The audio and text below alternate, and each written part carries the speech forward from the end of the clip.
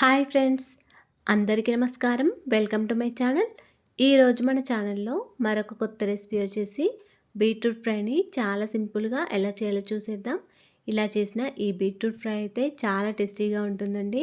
మరియు చాలా ఈజీగా కూడా చేసుకోవచ్చండి. రైస్లోకే కాకుండా చపాతీలోకి కూడా మంచి రుచికరంగా ఉంటుంది. మరి ఈ బీట్రూట్ ఫ్రై చేయడానికి ముందుగా బీట్రూట్లు వచ్చేసి ఒక 800 గ్రాముల వరకు తీసుకున్నాను. ఈ బీట్రూట్లను మొదలు చివర్లు కట్ చేసి ఇలా పీలర్తో పైనున్న తొక్కనంతా తీసేసుకోవాలి. రక్తంలోని హిమోగ్లోబిన్ తక్కువగా ఉండేవారు వారానికి కనీసం 2-3 సార్లైనా ఈ బీట్రూట్ ఫ్రైని చేసుకొని తినాలండి. హిమోగ్లోబిన్ పెరుగుతుంది, మరియు హెల్త్కి కూడా చాలా మంచిది. బీట్రూట్లన్నింటినీ కూడా పీలర్తో పైన ఉన్న తొక్కను తీసేసుకోవాలి.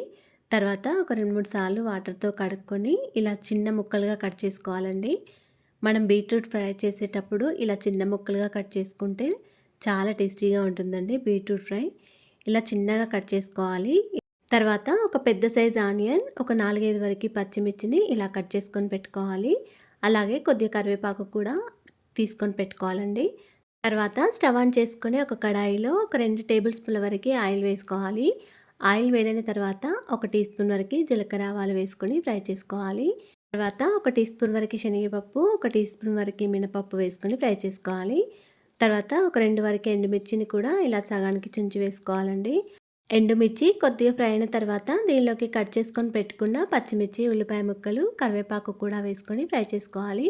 తర్వాత దీనిలోకి ఒక 2 వరకు వెల్లుల్లి రెబ్బలను ఇలా కచ్చపచ్చగా దంచి వేసుకోండి. అన్నీ కూడా చక్కగా ఫ్రై అయిన తర్వాత దీనిలోకి ఒక టీ స్పూన్ వరకు అల్లం వెల్లుల్లి పేస్ట్ వేసుకొని ఫ్రై చేసుకోవాలి. అల్లం పచ్చివాసన పోయే వరకు ఇలా ఆయిల్లో కొద్దిసేపు ఫ్రై చేసుకోండి. తర్వాత దీనిలోకి ఒక హాఫ్ టీ స్పూన్ వరకు పసుపు కూడా వేసుకొని ఫ్రై చేసుకోవాలి.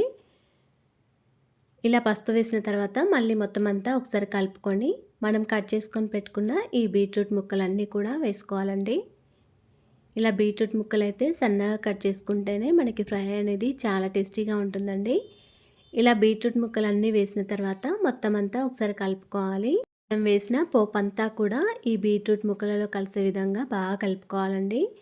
ఒక 1 మినిట్ వరకు ఇలాగే కలుపుకుంటూ ఉండాలి. ఇప్పుడు దీనిలోకి రుచికి సరిపడా సాల్ట్ని కూడా వేసి మళ్ళీ మొత్తం అంతా ఒకసారి కలుపుకోవాలి.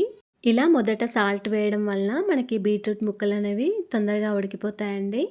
అందుకే రుచికి సరిపడా సాల్ట్ని వేసి మొత్తం అంతా ఒకసారి కలుపుకోవాలి.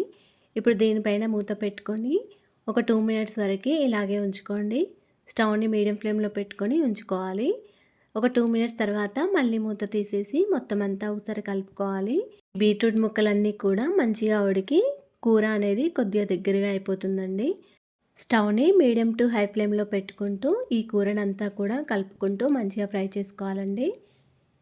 ఇలా కలుపుకుంటూ ఫ్రై చేసుకోవాలి. కొద్దిసేపటికే ఈ కూర అంతా కూడా దగ్గరగా అయిపోతుందండి. తర్వాత దీనిలోకి ఒక 2 టీ స్పూన్ల వరకు కారం వేసుకోవాలి. ఈ బీట్రూట్ ఫ్రైలోకి కొంచెం కారం ఎక్కువగానే ఉండాలండి. అప్పుడే మనకి బీట్రూట్ ఫ్రై చాలా టేస్టీగా ఉంటుంది. 2 టీ స్పూన్ల వరకు కారం వేసిన తర్వాత ఒక టీ స్పూన్ వరకు ధనియాల పొడి వేసుకోవాలి. ధనియాల పొడి వేస్తే కూడా చాలా టేస్టీగా ఉంటుంది. ఇలా అన్నీ వేసిన తర్వాత మొత్తం అంతా ఒకసారి కలుపుకోవాలి.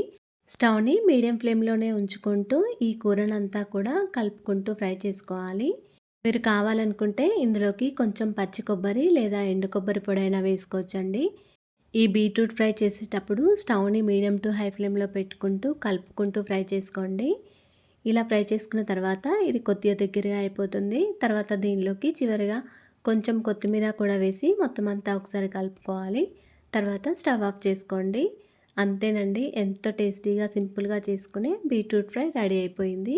ఇలా మీరు ఒకసారి ట్రై చేసి చూడండి. బీట్రూట్ కూరని తినని వారు కూడా ఇలా చేస్తే ఇష్టంగా తింటారండి. ఇది రైస్లోకే కాకుండా చపాతీలోకి కూడా చాలా టేస్టీగా ఉంటుంది. అలాగే ఫ్రెండ్స్, మా ఛానల్ ఇంతవరకు సబ్స్క్రైబ్ చేసుకోకపోతే సబ్స్క్రైబ్ చేసుకోండి. వీడియో కనుక నచ్చినట్లయితే ఒక లైక్ చేయండి అండ్ షేర్ చేయండి. ప్లీజ్ మా ఛానల్ని సపోర్ట్ చేయండి. Thanks for watching.